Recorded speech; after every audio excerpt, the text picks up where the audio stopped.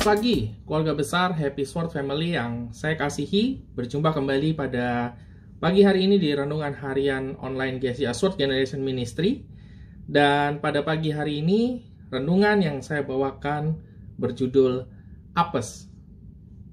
Ya, apes. Ini adalah kata-kata atau kalimat yang mungkin sering kita dengar ketika kita atau mungkin orang yang sedang berbicara dengan kita ditimpa oleh sesuatu yang kurang baik. Ada satu kejadian di dalam kehidupan yang dialami kurang baik. Lalu biasanya kita akan berkata bahwa, iya, lagi apes nih. Atau, ya namanya juga apes. Saudara, pertanyaannya sekarang adalah, apakah itu tepat untuk kita ucapkan? Atau apakah itu pantas terlontar dari mulut kita sebagai orang-orang percaya, terlebih kita yang menyatakan diri kita adalah pengikut Kristus? Saudara, mari kita akan kupas ini dan mari kita akan mulai dengan membaca sebuah ayat yang sangat terkenal, yaitu di Yeremia pasal yang ke-29 ayatnya yang ke-11. Firman Tuhan berkata seperti ini, "Sebab aku ini mengetahui rancangan-rancangan apa yang ada padaku mengenai kamu. Demikianlah firman Tuhan, yaitu rancangan damai sejahtera dan bukan rancangan kecelakaan, untuk memberikan kepadamu hari depan yang penuh harapan." Saudara, kalimat ini adalah, atau ayat ini adalah ayat yang sangat terkenal dan kita sering sekali membacanya. Tetapi tahukah saudara latar belakang dari ayat ini sebenarnya apa? Ayat ini diberikan justru kepada orang-orang buangan. Kita bisa membacanya dari ayat yang pertama. Di dalam ayat yang pertama, firman Tuhan berkata seperti ini. "Beginilah bunyi surat yang dikirim oleh Nabi Yeremia dari Yerusalem kepada tua-tua di antara orang buangan, kepada imam-imam, kepada nabi-nabi, dan kepada seluruh rakyat yang telah diangkut dalam pembuangan oleh Nebukadnezar dari Yerusalem ke Babel." Jadi saudara, kalimat bahwa Tuhan mengetahui rancangan-rancangan yang baik tentang kamu, rancangan damai sejahtera dan sukacita, itu diberitahukan justru kepada orang-orang buangan. Bukanlah sebuah sesuatu yang sulit untuk kita mengucapkan hari depan yang penuh harapan ketika terjadi sesuatu yang spektakuler. Contohnya, mungkin ketika kita memberikan ucapan selamat kepada seseorang yang baru saja lulus kuliah, mendapatkan gelar sarjana misalkan. Kita akan lebih mudah mengucapkan kepada orang tersebut bahwa, "Selamat, kamu sudah menjadi seorang sarjana. Kamu akan memiliki masa depan yang cerah. Hari-hari depan yang penuh dengan harapan, dengan damai sejahtera dan sukacita." Ya tentu saja, karena dia sudah menjadi seorang sarjana. Tetapi bagaimana hal ini diungkapkan atau diucapkan kepada orang-orang yang justru di dalam pembuangan? Situasi di dalam pembuangan artinya situasi yang sangat tidak nyaman, situasi yang sangat sulit. Artinya dia tidak diterima dari mana tempat dia berasal, karena dia dibuang. Tetapi justru Tuhan punya pola pikir yang berbeda. Apakah orang-orang buangan ini bisa berkata dalam hati mereka bahwa, ya, kami sedang apes? Bisa saja. Tetapi Tuhan tidak menginginkan hal itu terjadi. Sebab itu Tuhan berkata kepada mereka dengan jelas melalui Nabi Yeremia bahwa, "Aku mengetahui rancangan-rancangan yang ada padaku mengenai kamu, rancangan damai sejahtera, hari depan penuh harapan." Tetapi ayat itu tidak berhenti di situ, saudara. Di ayat yang selanjutnya, di ayat yang ke-12 dan yang ke-13, di sana ada syarat dan ketentuan berlaku. Di ayat ke-13 dikatakan seperti ini, "Apabila kamu mencari aku, kamu akan menemukan aku. Apabila kamu menanyakan aku dengan segenap hati." Artinya saudara, kehidupan orang-orang yang tetap terhubung dan melekat dengan Tuhan, atau bisa kita sebut sebagai para pengikut Kristus, itu pasti memiliki hari depan yang penuh harapan. Pasti rancangan Tuhan baik atas dirinya, selama dia menanyakan Tuhan dengan segenap hati. Bagaimana mungkin kalau kita adalah pengikut Kristus, atau bahkan kita bisa bilang kita ini adalah ranting-ranting dari pokok anggur yang benar, yaitu Tuhan Yesus. Lalu bagaimana mungkin orang yang seperti ini itu hidupnya apes? Sudah tidak mungkin.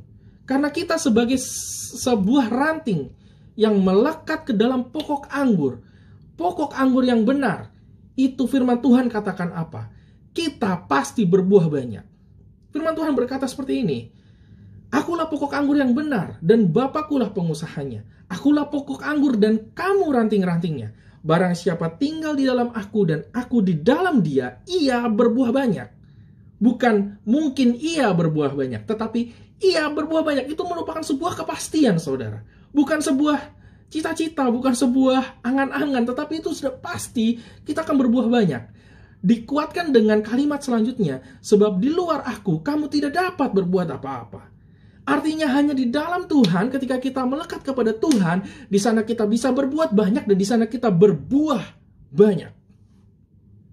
Sehingga di dalam kehidupan kita, apapun yang sedang kita alami, baik, buruk, sulit, dalam tekanan, dalam pembuangan sekalipun, kita pasti berbuah banyak. Bagaimana mungkin kita bisa bilang bahwa ketika dalam kesulitan lalu kita bisa bilang kita apes? Tidak. Tidak ada kata apes di dalam kamus kehidupan pengikut Kristus.